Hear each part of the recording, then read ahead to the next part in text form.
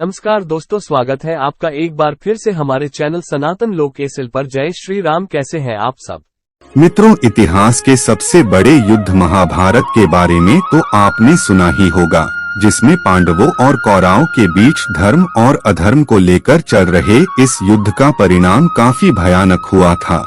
भले ही इस युद्ध में पांडव जीत गए थे, लेकिन युद्ध के बाद उनकी दुनिया बदल चुकी थी। 18 दिनों तक चले इस युद्ध में कई योद्धाओं ने भाग लेकर अपने प्राणों का बलिदान दिया था। ऐसे में क्या आपने कभी ये जानने की कोशिश की है कि उन योद्धाओं के बलिदान के बाद उनकी पत्नियां जब विधवा हो गई तो उन विधवाओं का क्या हुआ? क्या उन सभी विधवाओं ने अपने प्राण त्याग दिए या फिर उनके साथ कुछ और ही हुआ? अगर आप भी इन सभी सवालों का जवाब जानना चाहते हैं तो बने रहें हमारे साथ वीडियो के एंड तक। नमस्कार मित्रों, स्वागत है आपका आज के इस नए वीडियो पर एक बार फिर। मित्रों, महाभारत ग्रंथ में आश्रम वासी पर्व के 33वें अध्याय में कुरुक्षेत्र के मैदान में वीर गति को प्राप्त सैनिकों के विधवाओं के बारे में जानकारी मिलती है, जिसके मुताबिक महाभारत युद्ध के बाद पांडवों को हस्तिनापुर का राज्य मिल गया था। पांडव पुत्र युधिष्ठिर का हस्तिनापुर के नरेश के रूप में राज्य अभिषेक किया गया। अन्य भाइयों को भी हस्तिनापुर राज्य के अलग अलग महत्वपूर्ण जिम्मेदारियां सौंप दी गई। युधिष्ठिर के बाद भीम को हस्तिनापुर का उत्तराधिकारी भी घोषित किया गया। प्रजा भी इनके शासन में काफी खुश रहने लगी।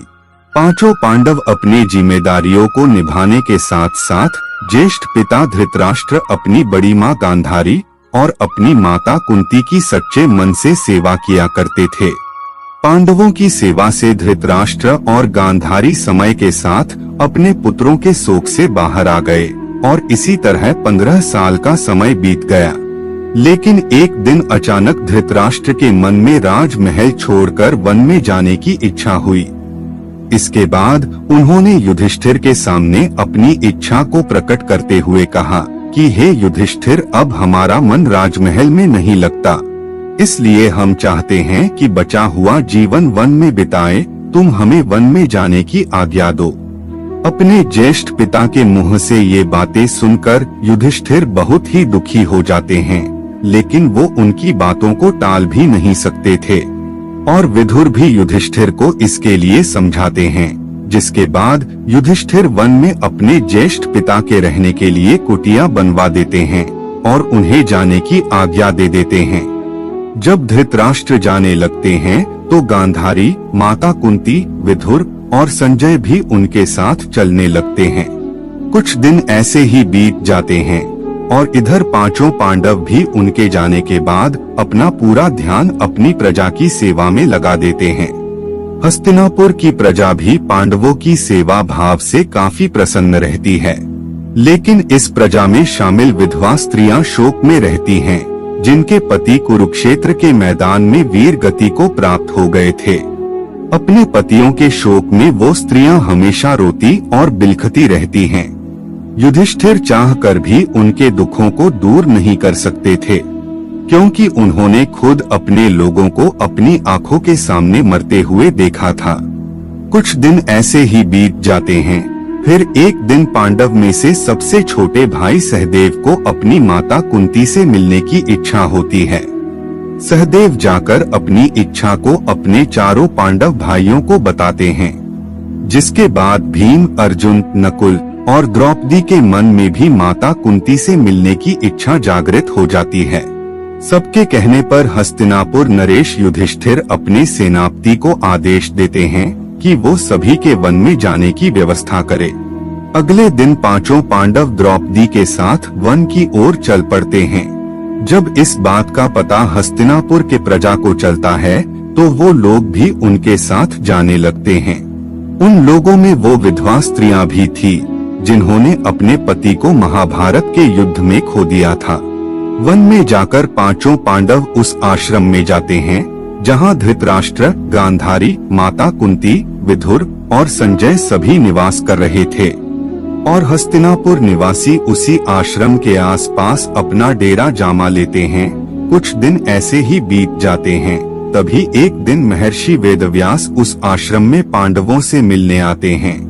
पांडवों से मिलने के बाद जब वो आश्रम से बाहर निकलते हैं तो उनकी नजर हस्तिनापुर के उन विधवाओं के ऊपर पड़ती है जो अपने पति के शोक में विलाप कर रही होती हैं।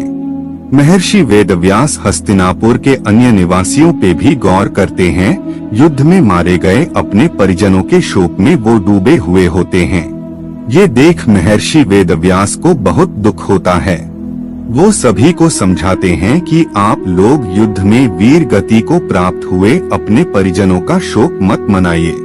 वो सभी जिस लोक में है वहाँ वो सुखी पूर्वक रह रहे हैं और वो वहाँ काफी प्रसन्न भी है।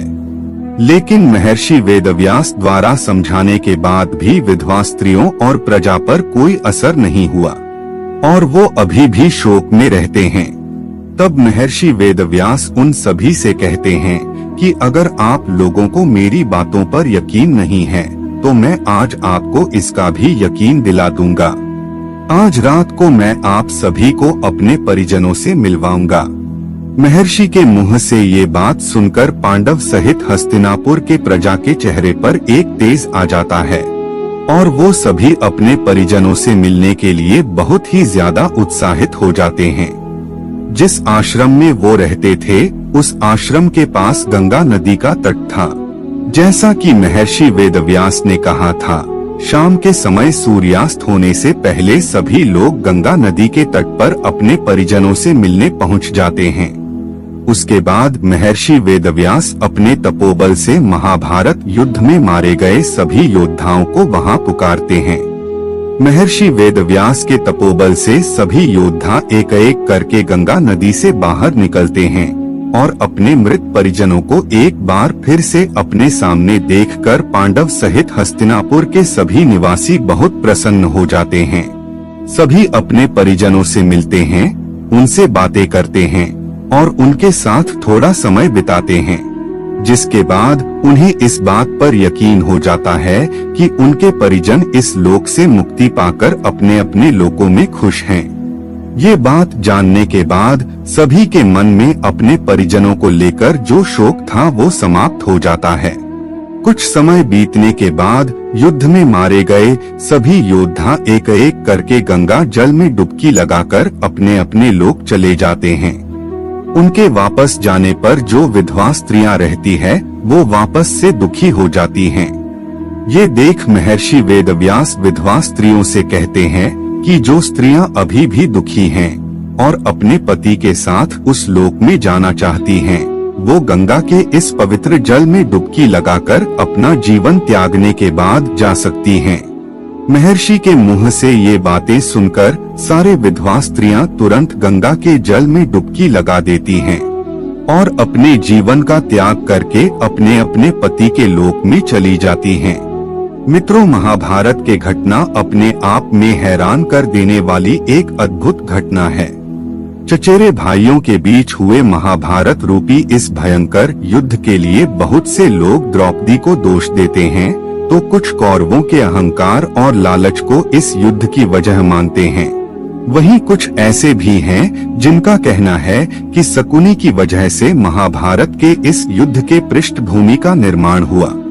खैर जो भी हो, लेकिन इस भयंकर युद्ध में लाखों की संख्या में जाने गईं और साथ ही पूरे कुरुवंश का विनाश हो गया। मित्रों, कहा जाता है कि महाभारत युद्ध के बाद हस्तिनापुर पर पांडवों ने 36 वर्षों तक राज्य किया। इस बीच गांधारी के श्राप की वजह से यादव वंश का वजूद भी लगभग खत्म हो गया और एक शिकारी का तीर गलती से भगवान कृष्ण के पैर में लग गया, जिससे उन्होंने अपना देह त्याग दिया और उसके बाद वो बैकुंठ लौट गए।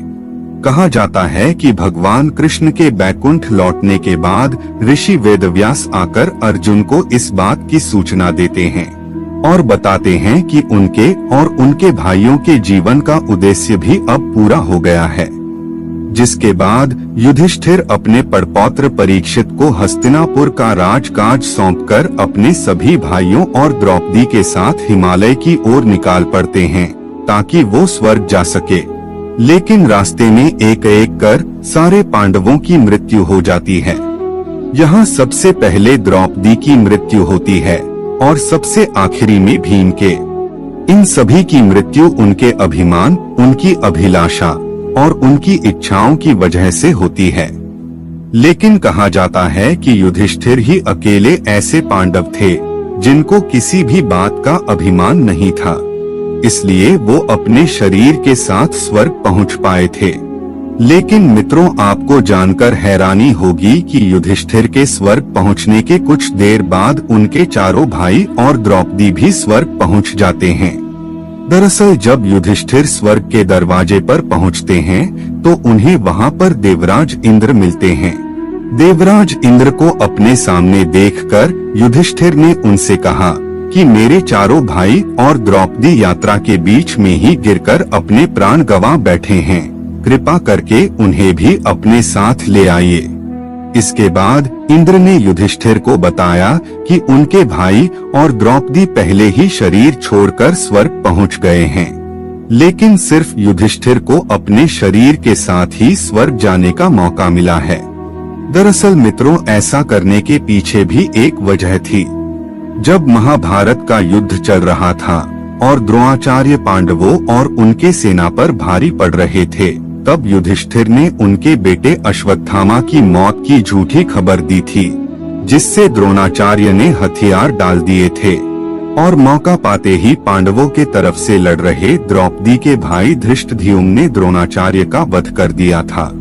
इस वजह से उन्हें अपने भाइयों और द्रौपदी से अलग होकर स्वर्ग प्राप्त हुआ और इसी वजह से देवराज इंद्र ने उन्हें एक देवदूत के साथ कुछ देर के लिए नर्क में भी भेजा था, जहां उन्हें न केवल समय बिताना पड़ा था बल्कि वहां उन्हें बाकी पांडव भाई कर्ण, अर्जुन, नकुल, सहदेव, भीम और द्रौपदी के रोने को आवाजें भी आ रही थी। तो मित्रों, ये है महाभारत के बारे में कुछ रोचक जानकारी। आपको पसंद आई हो तो वीडियो को लाइक और शेयर जरूर करें और वीडियो को अंत तक देखने के लिए आपका बहुत बहुत धन्यवाद।